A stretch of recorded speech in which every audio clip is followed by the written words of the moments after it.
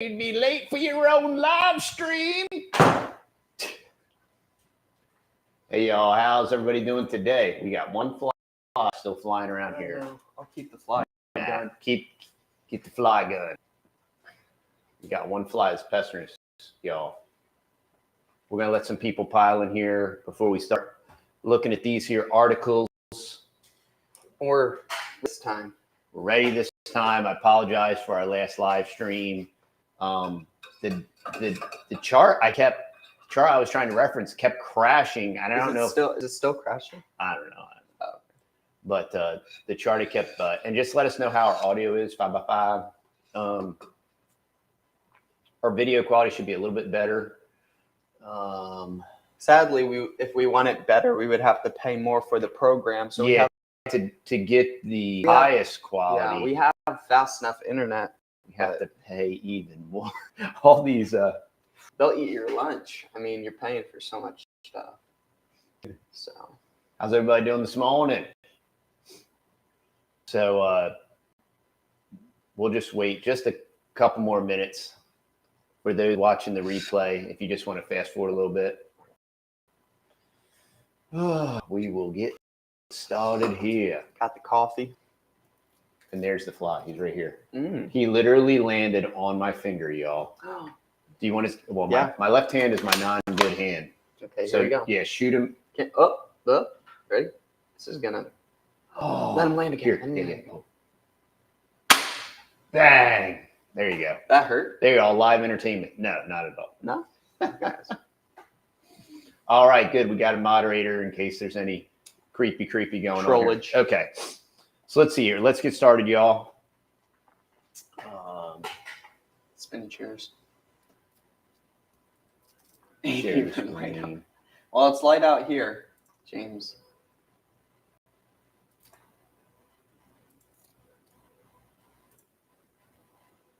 All right, y'all. So if any of y'all remember the Information Governance Board, and Brandon had assigned this chick that sang show tunes and all this stuff, and there was a lot of pressure put on that, and they kind of dissolved that. That was the previous Ministry of Truth, and it was all about creating equity online and blah blah blah. And it was it was strictly a dystopian measure. Well, now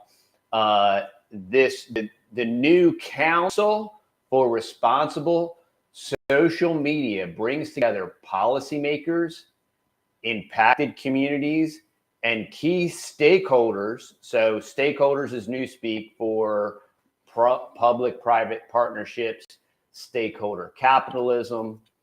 We get all this. You get all this new talking points on capitalism and how all of the world's ills are because of capitalism. So that's why they want to keep that word capitalism. Then they want to interject this new speak of stakeholder capitalism, and we're all stakeholders and public-private partnerships. So you're getting a lot of the new speak. The new Council for Responsible Social Media brings together policymakers, impacted communities, and key stakeholders to advance meaningful bipartisan reform. So we know that one thing, it won't be meaningful and it won't be bipartisan. Yep. Today, issue 1. Now check this out, y'all. Issue 1, fix democracy first. All right. Fix democracy first. So this is like now. This is just some new gross whatever front group. Today, issue 1 announced the launch of the Council for Responsible Social Media, a cross-partisan. So it's not bipartisan. A cross-partisan and bipartisan group of cross-partisan's a new one, y'all. Of national leaders united to hold social media platforms to higher standards and advocate for fundamental changes to the social media platforms. Members include religious and business leaders, children's health, and national security experts, former members of Congress, and tech insiders.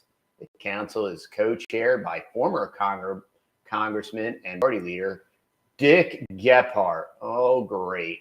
They recycle and retread these beast turds. And Carrie Healy, the former lieutenant governor of Massachusetts and president of the Milken Institute Center for Advancing the American Dream. Other council members include Facebook Francis Haugen, best-selling author Jonathan Haidt, former secretaries of defense Chuck Hagel and Leon Panetta. This is just like a think tank of this is just the deep state think tank. Harvard University's director for Center for Edmund Schaffer Center for Ethics. Daniel Allen, former Senator Claire McCaskill. Digital Justice, what? And Civil Rights at Free Press, Senior Counsel and Director Nora Benavides. Sorry if I didn't properly pronounce that with the schwa. And former Directional Security Agency Admiral Mike Rogers. Social media defines nearly every aspect of our social fabric. It's changed the world as we know it. We can now see clearly that the companies operating these platforms have too often failed to be responsible stewards of our political, social, and communications spaces. Says Gephardt, they have placed profit above people and used turbocharged business models that exploit our anxieties and aggravate our conflicts, all to the detriment of our social, physical, mental, and civil health. Wow. So if you would like to read propaganda, it is linked down below. We're going to over here to another tab. Going to, let's see here, we're going to switch over to Influence Watch. Okay, so who is Issue One? So Issue One is one of these great nonprofits, right? And most of this stuff, I'm not real up to speed on Influence Watch, but cross references are check out. So Issue One is an organization that advocates for restricting election-related speech activity. Oh, well, first off, it already happened to us. Okay. Yep. So they already do that, and being TheMTube, who runs TheMTube and all that stuff. So to act like there has to be additional. Now, see this isn't going to directly affect TheMTube because TheMTube's already in the bag. This is for all the other supposed free speech platforms like Rumble, Parler, and then we have what about Twitter. And Twitter, they're gonna reel Elon in because now Elon's the new savior of truth, and he's gonna restore free speech to the interwebs. But do be not deceived, y'all. This is really important when it comes to stuff like old Kanye and the whole Alex Jones trial. They are really staging to totally vanquish freedom of speech and freedom of thought online, and freedom of information. It is going to be a total panopticon. It'll be very interesting. Channels like ours will cease to exist. And so will a lot of other people. But and I don't know if there is going to be a solution for that, or then we'll just be full-time homesteaders doing that stuff. But Issue One's an organization that advocates for restricting election-related speech activity. It also restricts lobbying on local, state, and federal levels, while it purports to be bipartisan and work with former centrist Republican lawmakers. I haven't even seen any good Republican lawmakers to begin with, let alone centrist Republican lawmakers. The group is associated with the Democracy Alliance, and every time anyone uses the word democracy, just think communism. All right, they've really embraced that whole the definition of democracy is two wolves and a lamb deciding what's for dinner. All right, mob rule, it doesn't work. It's it leads to despotic tyranny, and that's by observation. All right, liberal mega donors, which classified issue 1 as a recommended organization. Issue 1 was founded in 2014 when Fund for the Republic and Americans for Campaign Reform merged with the Democracy Alliance. See, and that's just like, all this left-right paradigm nonsense, like, oh, George Soros is evil, and the Koch brothers are Republicans, and they're evil, capitalists and all stuff. And then the Kochs and Soros teamed up, and they did an NGO and spent billions of dollars. All these usual suspects, they're all in bed together, and it's just a really bad WWE dog and pony show, bread and circuses. The Democracy Alliance, a collection of left-of-center political donors, provided institutional back to Fund for the Republic, coordinating $1.6 million in financial support for the group in 2014. The Democracy Alliance coordinates spending and strategy between the groups in order to defeat conservatives. Issue 1 has kept its association with the Democracy Alliance. Issue 1 works by educating the public on the issues of campaign finance reform. It also networks, which isn't it interesting how issue 1 is all about, this is supposed to be about social media and all this stuff, but yet it's all about saving the democracy. It also networks with like-minded organizations, people to promote its issues. And this is just a money machine. It's a money wheel. All of these political things, they're all just ways to wash money and slosh it back and forth. And a lot of it's payback, how they fulfill political promises is with all these NGOs, and they slosh money back and forth, and, oh, we're going to fund this for you, and then you're going to fund that for us. And it also works to make grants to supporting organizations promoting campaign finance reform. Finally, it organizes lawmakers and other thought leaders, thought dictators, into advocates for campaign finance reform. One of the ways issue 1 tries to draw attention to the issues of campaign finance reform is by coordinating a group of ex-congressmen to lobby their former colleagues on the issue. The Reformers Caucus is a bipartisan group of former members of Congress that has been organized by issue 1 to promote campaign finance at the state, local, and federal levels. According to the Huffington Post, former U.S. senators who are part of Reformers include Tom Daschle, Obama administration Secretary of Defense Chuck Hagel, Bill Bradley, man, all these retreads, John Danforth, Richard Lugar, Carl Levin, Alan Simpson, former U.S. Rep Tim Romer, Connie Morella, Chris Shays, because you can't ever retire from the beast. You always got to be retread. You always got to be digging into the public pockets. You always got to, just being a wicked, evil devil. These devil-possessed fools. In 2015, issue 1 raised $4 million and spent $3.3 million. Among the organizations who received grants were environmentalists organizing group League of Conservation of Voters Education Fund, which received $925,000. Liberal Center for American Progress, Common Cause Education Fund. In the past, issue 1 has received support from Jonathan Soros.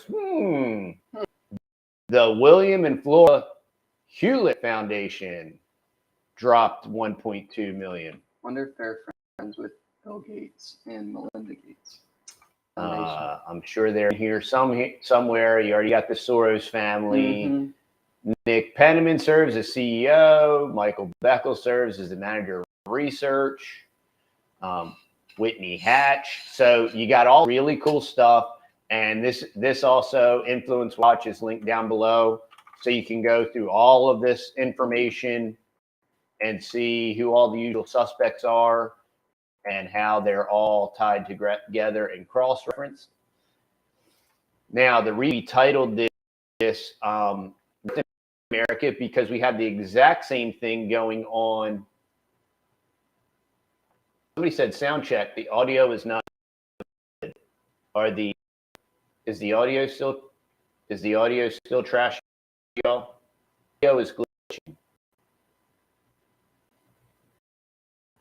How's the? Can somebody let us know what the audio? Are you seeing the? That's yeah. Which this will tell you if it's good or not, even if it's bad. Is the audio? Saying the audio cutting off? Still glitchy. Oh, that's cool. I don't know why it's doing that. We spend all this insane amount of money on this advanced trash, and it's just garbage.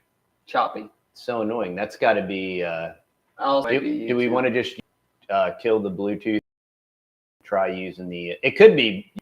That's a. Audio it's cutting out on the. Yeah, just. Yeah, we'll just hold on. We'll just kill the. We'll go all right, so we'll just go to the camera here. So annoying. It's so annoying. So annoying. It could be YouTube if it's buffering though. Yeah. All right, so it should be back. So now let us know what the audio sounds like. Oh, the video is not speedy. Okay, it could be YouTube because our internet speed is in good. and out. They're saying. So it could definitely. It might just be YouTube. So they're saying better now. Is it better now? Okay, it's YouTube. Yeah, I think it is because our speed is really good. So it should it should correct itself on the replay if any of y'all want to bother with that. But so now here there's another fly. It's gonna drive me crazy. Where is it? He just swarmed in face. So I'm switch over here. So now we have all this going on here in America. We have in Canada C17. Everything you need to know about Canada's new online streaming app. Okay. Many Canadian YouTubers fear for their freedom of expression. And one of our subs sent me a video from Self-Sufficient Me, and he posted a video on one of his channels about this. And if you read this thing, it is incredibly challenging. So what is it? Because Self-Sufficient Me only makes like videos about like him like building cabins and stuff, not even like political. Yeah, stuff. well, they don't need, or what? They're gonna. Canada's gonna start taking revenue from YouTube. So many Canadian YouTubers fear for their freedom of expression.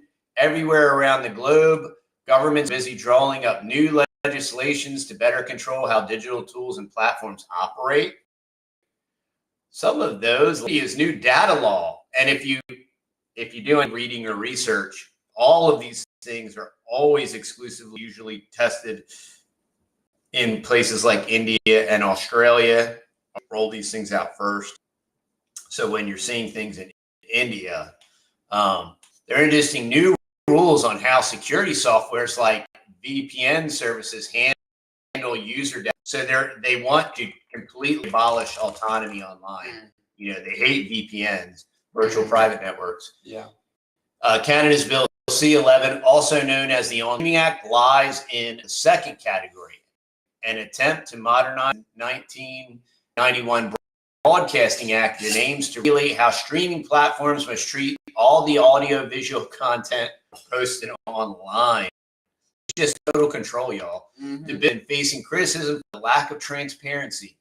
Wow, who would have thought the lack of transparency? I never would have guessed it.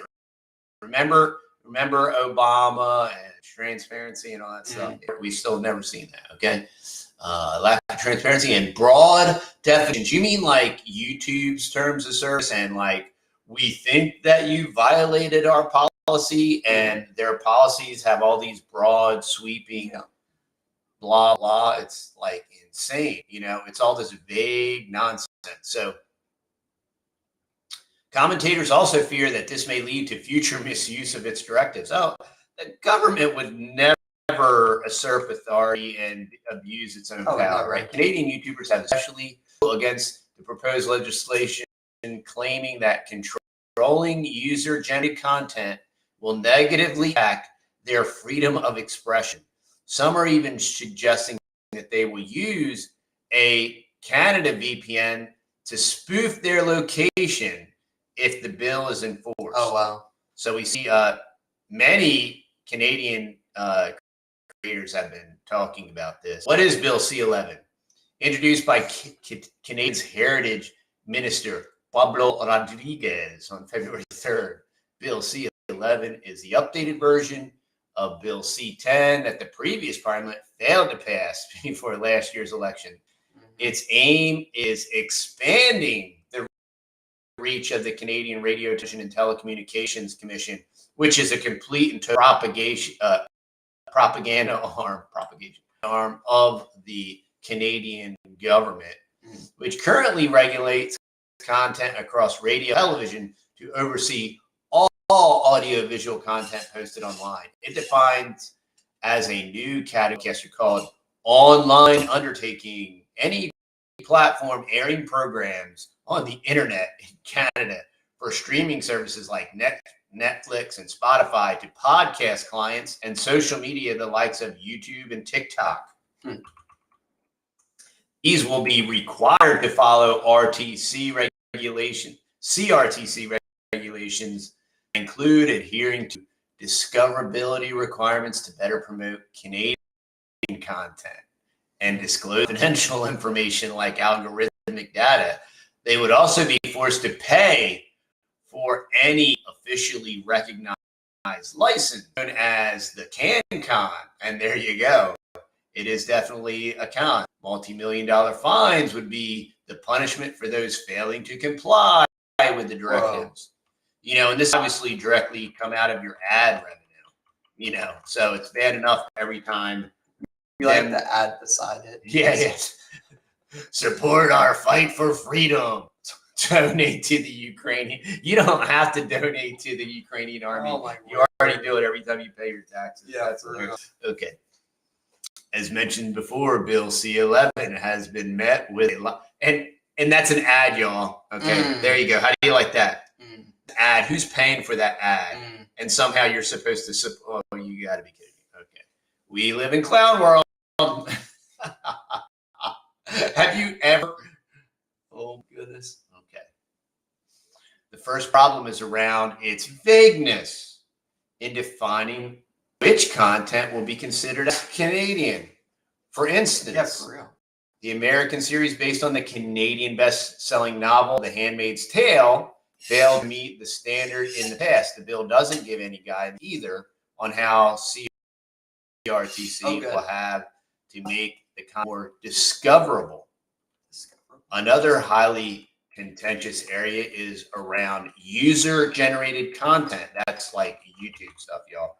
CRTC will use three criteria to define material posted on social media. These are whether or not the program generates a direct or indirect revenue.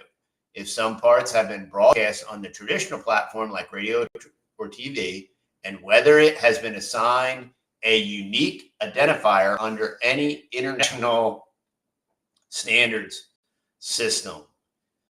Okay, this is called global governance. Did Trudeau already outlaw like journalists that don't like think like him or don't like think like him? There's a lot. There's an enormous amount of hate speech that are just incredibly tyrannical and absolutely destroying free speech in Canada. Yeah, and there's a lot of persecution of pastors and anybody that has an independent thought in Canada. That's not some hair on fire lib lunatic. As these factors can apply to most content posted on platforms like YouTube and TikTok, all content creators will likely be subject to CRTC taxes and directives. This would not just have an economic impact, but YouTubers and influencers also fear infringements of their freedom of expression. Like YouTube and all of these clowns don't take enough money away from you already, and the little smidgen that you do get from making content, TheTube, then they're gonna tax you on top of that. TheTube loves this, and really love it. TheTube's all about this, and they're pitching it to Canadian creators like, oh, hey, we just want to make you aware and be careful, dude. TheTube is all about it. And I promise you, if you dig deep enough, they're all involved in this process, because this is just right up their alley. I promise you that. Overall, commentators are worried about the extended amount of jurisdictional power and control that CRTC will have on all audiovisual content in Canada. As the Taxpayers Federation report points out, combined with other proposed legislations like Bill C-18, Online News Act, they're just going to continue to pile it on. The CRTC will be in an enormously powerful position. It's enough power and control. No other democratic nation regulate user-generated content through broadcasting rules in this manner. Canada will be unique allies doing so, and not in a good way, they conclude, claiming that the Bill C-11 will pass in its current form. It would do more harm than good. Shocker. All legislation does more harm than good. There's no such, these beast systems continue to get bigger and bigger and suck up more money and take more power. And when they take power, they take freedoms, and they legislate geopolitical, international, global governance. It would be one thing if they were sincerely interested in anything Canada. They're sincerely interested in global governance and making us global citizens of the world. Ultimately, people consuming online content will be affected. This is because tailored algorithmic recommendations are very likely CRTC's efforts of pushing forward Canadian content to watchers, even if this does not match their interests. This is what you will like, and this is what you will consume, and it will be yummy, and you will like it, and you will agree. What's next? On the other hand, supporters of the infamous Online Streaming Act believe that it's important to force foreign streaming platforms to follow the same obligations that national radio and TV have. What's more, it has also been stated that CanCon licensing and taxing would bring about $830 million additional funding by 2023. Awesome. Yeah, some more intergalactic thievery. Yay. And what do you know? It's all about them getting money. Yeah. It's all about them getting money. It has nothing to do with anybody. It has everything to do with them getting power and them getting money and us getting the poop porridge that we get to eat, even less, and we get less freedom, less freedom of speech, less money, less freedom of thought. After passing through the Heritage Committee and the House of Commons, the Senate is now expected to address these gray areas over the coming review due in the fall. If better promoting Canada's storytellers might be a noble aim, lawmakers should carefully consider the impact that these directives will have on small online creators. They absolutely do not care about small online creators in any of it. They care about their propaganda and their money. In its current form, Bill C-11 looks like it's about to fail in doing so. This article is linked down below. Oh, y'all. Interesting. So check it out. It's all very interesting. And when it comes to the whole international stuff and, the Ukraine and Russia, and a lot of people are painting Putin as some good guy. And I try to remind people that just as much as the blue and yellow are controlled proxy, Putin is a left guy. Putin's not going to save Putin is not a good guy. He's a left guy. He's KGB, and you know, we're all. It's all the same all around. I mean, if you look at what's going on here with this stakeholders, and then you look at C11 in Canada, it's the same thing. It's all about promoting the propaganda. It's all about collecting the dollars. It's all about redistribution and taking from those that don't want to be taken from, and those that just want to be left alone, about harassing and haranguing them. It's about creating a panopticon, drag and drop, track and trace everybody.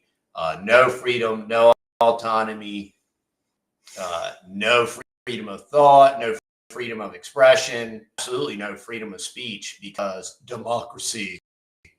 They've done so well spreading democracy all around the world. It's usually at the end of some type of bomb, and there's usually a 9% collateral damage of innocent citizens. But hey, we're all global. You might have to like die for democracy overseas, you know, and you're part of the cause. So you're dying for the sake of the collective on the other side of the globe, you know. Yeah, absolutely. Wow. The Azov battalion and the Neos there with the Azov. It is, you know, to act like Putin and his crew are a bunch of good guys. It's like the cognitive dissonance and the insanity, because, you know, it's hopium. Everybody wants, you know, it's always David versus Goliath, and there's always got to be a good guy. And there's an enormous, the other interesting thing is, we posted Dan's video from Russia, and there's a lot of people kind of like, Dan an agent, how did this come out? And he posted the video, and now he hasn't posted anything. And we're YouTube creators, so we kind of, you know, I'm sympathizing with the scenario, because we post videos and then don't post for a while. Oh, wait. Yeah, they're saying that he's like KGB or something, and he's promoting propaganda or something. And you know, it doesn't have to be that way. I'm not saying that, but it's just interesting. We personally know a family in Russia, and that person verified everything that Dan said as far as mobilization and as far as the draft, and it was really true. And it doesn't wait on the screen. So you know, so everything that he was saying was true. That doesn't make him as being an autonomous dude. He could be creating propaganda. I don't know that. He doesn't mean that he's not. And it's just interesting. Yeah. It's got to be YouTube, y'all. YouTube, whenever we talk about stuff, even in our last live stream, I remember I went back, and YouTube loves to like kind of glitch with it. So they cut words out? Yeah, when they glitch with it, they'll cut certain words out. So when we started talking about, you know, Dan over it, they don't like us talking about that type of stuff. All of a so sudden, they start glitching it and making it blurry, and the audio's going in and out. So then they can cut out certain words that they don't like that are misinformation. Yeah, I'm looking it. So, internet is kind of crusty. So it could be no, it's not. No, it's just the app. Yeah, the thing was slow. Yeah, the app crusty. So yeah, we're gonna have some new videos coming out this week. I keep getting on Mom to make some videos. Well, it's all I have been telling her, just like, I'm gonna film you. Well, in Texas, Mom's mom has been in. She just took her back to the airport. Yep. So everybody's been preoccupied visiting with family. Yeah, exactly. So we've been making all these videos and everything while our grandma's been. We had a great time with her, so that was awesome. Putin is not fighting anything. Putin is fighting for the communists. Putin is a communist. Yes. Putin is not. And they're Orthodox Christian. Dude, y'all. That's just Eastern Orthodox. That's Catholicism. You know, they have their own pope. And biblical Christianity in Russia is ridiculously persecuted just as much as it is the Ukraine. So don't think second that Putin kind of good guy. That's just not understanding. That's just not understanding just basic facts. Okay. Yeah, we are going to be having a family live this evening. It's Saturday. Yes. We're talking about Lord willing. Dan Sheezos. We're talking about his channel. We're talking about him. That's who we're referencing. We showed one of his videos. And you know, I'm not vouching for him. I'm not saying because people are saying, oh well, just this free thinking Russian guy, how did his video get out? And I mean, his video got out the same reason that YouTube is allowing us to say stuff, you know. Yeah. If it's in their, you know, they want opposing thoughts out there, and they want to allow some freedom of expression to create the illusion. You know, because if not, would you think? I mean, there's so many people that, you know, talk about the things that we talk about and believe at least in freedom of speech and all this type of stuff. And if they just absolutely canceled that all, they would have a mad evacuation, right? Yeah, on yeah. their hands. Yeah. So they have to keep it alive at least a little bit. Yeah, like, and they want to keep the illusion of freedom of speech alive. You know, that's why the big dogs on YouTube can talk about it, and they're legit people and everything. But, you know, they've been there for 10, 12 years on YouTube. We kind of barely get a pass because we've been on here for 6 years, maybe a little bit. But any new little guys that are trying to do this stuff, absolutely not. Pete said his ancestors murdered, and that's the way the Catholics do it. You know, convert or die. You know, the Crusades. Yeah. So it's no different. And it's the same thing with Christians now in Russia. Our friends there are Bible-believing, Bible-practicing Christians, and they're absolutely persecuted by Putin and the Russian establishment. No kind of, you know, he is not some kind of arbiter of truth and some kind of Christian. I mean, that is just very naive at best. That's very naive. And it just, you know, it's just this whole counter narrative, and there's still one on the globe that's fighting against Putin. Putin is absolutely. So is the U.S. Klaus? Yeah, because it fits this, you know, globe. So then technically we got story, y'all. Talk bad about Putin. Then, right? Well, yeah. Just don't. Don't try to don't try to, you know, be balanced about, like, as long as we're Russia bad, you know, and as Ukraine long as good. Yeah. As long as you're in that vein, like, everything's cool, you know. But oh my word. Did I hear about that? No, I didn't. But there are many antichrists, so that doesn't surprise me. All right, y'all. Yeah, we will be going live. We'll be going live tonight and make some homestead for y'all. So, videos. I think it finally stopped raining. I really want to work on the greenhouse today. I know. Looks like the weather's going to cooperate. Looking forward. Y'all really like chemtrail video. Yeah. Oh, and we've been getting a lot of static about the chemtrail videos, y'all. There's an enormous amount of data out there. I'm fascinated by the fact that some trolls that are trying to educate on everybody on contrails, but there's a lot. Man.